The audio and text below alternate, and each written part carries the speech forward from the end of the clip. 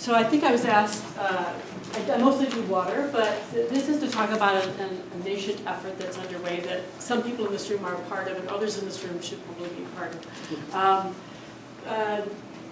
RESIS is this concept of regenerative, responsive, and resilient community infrastructure systems. This has come out of an effort to go after an engineering research center that focuses on these concepts. I'll talk about them generally in a minute.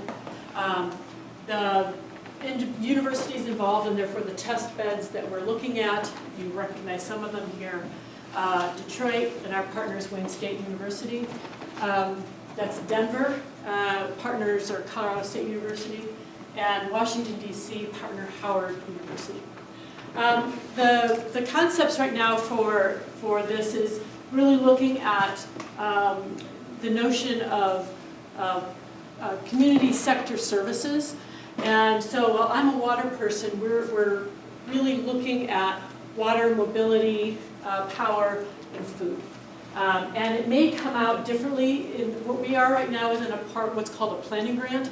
And the planning grant is designed to help us write a better proposal. Mm-hmm. And so we hope that we're trying to also use the planning grant as a way to do this in a manner different from how ERCs are usually written, which is we identify our engineering solution and we impose it upon a community. This is really trying to look at it from the ground up. So right now, we're in the planning phases. That's a collaboration between SEAS, really coming with Joe Arvai and the the Center for Socially Engaged Design process of identifying kind of within some of our test beds some of the questions that need to be addressed within the sectors.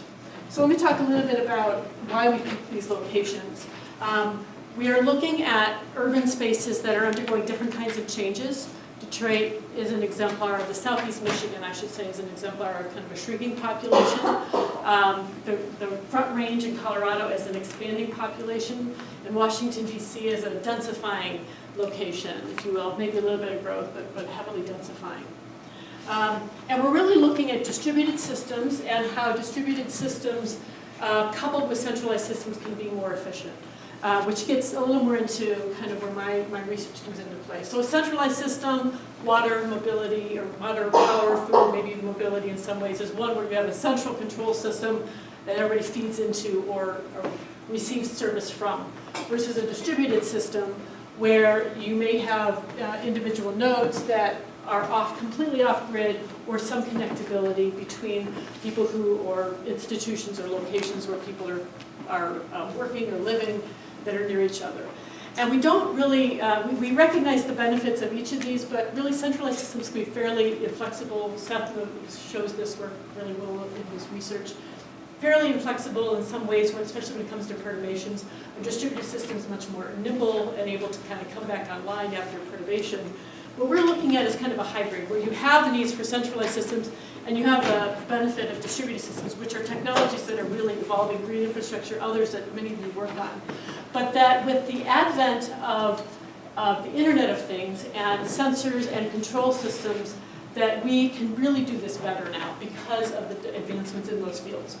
So our kind of concept is still evolving, as I said, and I welcome for people to talk to me, although I have a piano lesson at 7, so I'm running off after this. I apologize for that. But is that we're looking at this notion of community sector infrastructure and institutions, not just the technologies, but the governance that can be influenced by it.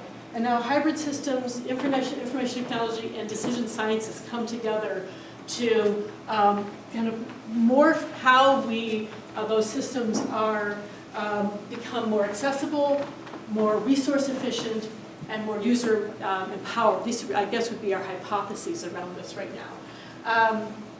And I'm going to stop there. I have my 1 minute.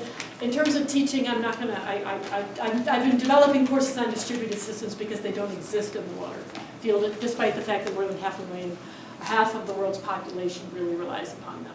So I've been trying to work in that area for quite a while, and this is really just trying to bring together a lot of ideas that are still evolving. So feel free to talk to Rob or Josh, who've been involved in some of the early phases of this, and happy to talk to any of you at a later point.